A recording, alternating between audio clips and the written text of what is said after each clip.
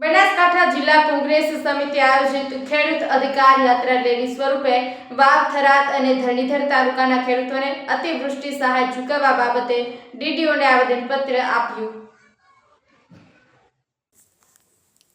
બનાસકાંઠા જિલ્લા કોંગ્રેસ સમિતિ પ્રમુખ ગુલાબસિંહ રાજપૂતની આગેવાની હેઠળ વાવ, થરાદ, સુઈગામ અને ધરણીધર તાલુકામાં સર્જાયેલા અતિવૃષ્ટિ બાબતે ખેડૂતોના હિતમાં ન્યાયની માંગ સાથે ખેડૂત અધિકાર યાત્રાનું આયોજન કરવામાં આવ્યું હતું, જેમાં બહોળી સંખ્યામાં ખેડૂતો જોડાયા હતા।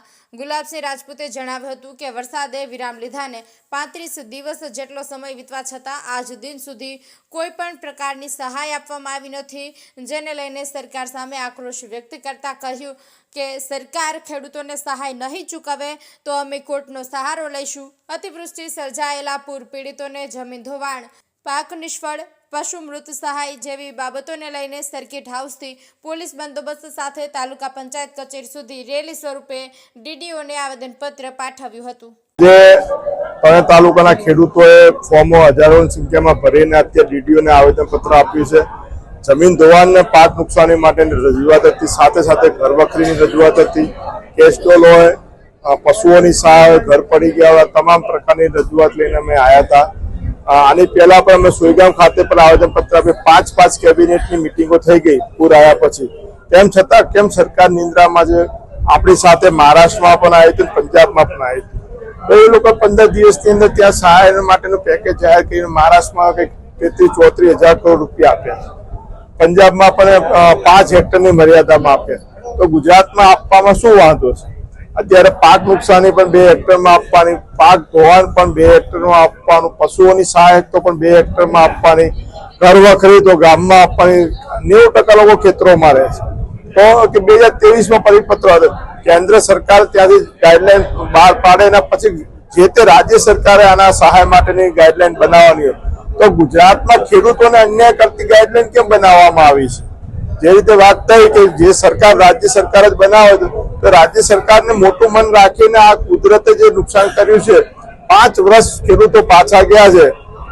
જે 3 દિવસ 7, 8 ને 9 દિવસ તારીખના જે વરસાદ આવ્યો એ સિઝનનો 85% વરસાદ પડ્યો। હવે 85% સિઝનનો એક સાથે વરસાદ પડે વિસ્તારની શું હાલત થાય આપ સૌ દેખો।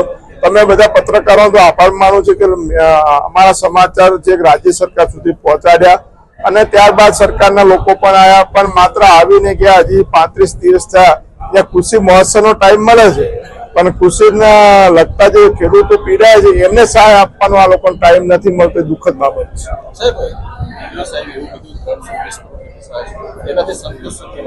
બિલકુલ નહીં, જે રીતે વાત કરી માત્ર આજે જે દાખલો આપ્યો એ પ્રમાણે તો ખેડૂતોને મામૂલી રકમ મળે, લગભગ 17,500 હેક્ટર દીઠ મળે આ પ્રમાણે। અને ખેડૂતોને જે રીતે ધિરાણ સરકાર કરે છે, 1 હેક્ટરે બાજરી હોય તો 80-90 હજાર છે, મગફળી હોય તો 1.25 લાખ રૂપિયા જેવું છે, એરંડા હોય તો 1 લાખ રૂપિયા જેવું છે। જે ધિરાણ કરે એટલું તમને વળતર આપવું જોઈએ। હેક્ટરે 2 હેક્ટરનું આપો, એટલું તો આપો। અચ્છા, ખેતરમાં ભાગ્યાને શું આપવું? કઈ નથી મળતું આની અંદર। જમીન ધોવાણમાં પણ કે 2 હેક્ટરની મર્યાદા, હવે મારે 5 હેક્ટર છે તો મને ના મળે, નુકસાન તો મારે થયું છે, બીજાને પણ થયું છે, એવા તમામ ખેડૂતોને થયું છે, એમાં પણ મર્યાદા નાખી દીધી છે। પશુ સહાયમાં પણ નથી આપ્યું, 90% પશુપાલકોને વંચિત રહી ગયા, પશુ મરી ગયા, પોસ્ટમોર્ટમ ના થઈ ગયું પાણીના લીધે, અને દટાયેલા પશુ બહાર કઢાય તો પણ ત્યાં જમીનની મર્યાદા નાખી દીધી। ઘરવખરીની અંદર પણ ગામમાં રહેતા લોકોને થરાદના 3 ગામ ડૂબમાં છે, તો એમાં કોઈકને 5 જણને મળ્યા, કોઈકને 10 જણને મળ્યા, કોઈકને 13 જણને મળ્યા। શું નાગલા, દોડગામ, ખાનપુરમાં એટલા લોકોને ઘરવખરીને તકલીફ થઈ છે? આખું ગામ જી અત્યારે જે આવેદનો આવ્યા છે એ મુખ્યત્વે 2 પ્રશ્નો પર આવેલા છે। એક છે જમીન ધોવાણ અને બીજું છે કે પાક નુકસાની જે થઈ એના બાબતે। ગયા મહિને જે વરસાદ પડેલો અને પૂરની સ્થિતિ સર્જાયેલી તેમાં તો પહેલો મુદ્દો જે જમીન ધોવાણ સર્વેનો છે।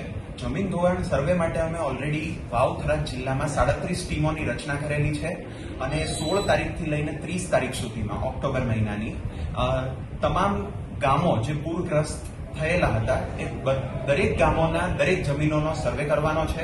જ્યાં પણ જમીન ધોવાણ થયેલું છે ત્યાં સરકારના ધારાધોરણ મુજબ એમને વળતર ચૂકવવામાં આવશે। અને બીજું હતું કે પાક નુકસાની જે થઈ છે એનો સર્વે આપણા જે 6 તાલુકા પૂરથી અસરગ્રસ્ત થયેલા હતા એ તમામમાં એ સર્વેની કામગીરી પૂરી થઈ ગઈ છે અને કુલ 320 કરોડનું વળતર ખેડૂત ભાઈઓ બહેનોને ચૂકવવા પાત્ર છે. તો એ 320 કરોડની દરખાસ્ત જિલ્લા વિકાસ અધિકારી અને કલેક્ટર શ્રીની જોઈન્ટ સિગ્નેચરથી અમે રાજ્ય સરકારમાં મોકલી આપ્યું છે. જલ્દીથી રાજ્ય સરકાર એના પર નિર્ણય લઈ લેશે એવું પણ અમને માહિતી મળી છે. એટલે તાત્કાલિક ધોરણે અમે ડીબીટીના માધ્યમથી દરેક ખેડૂત ભાઈઓ બહેનોને એ વળતરની રકમ ચૂકવી આપીશું. Thank you.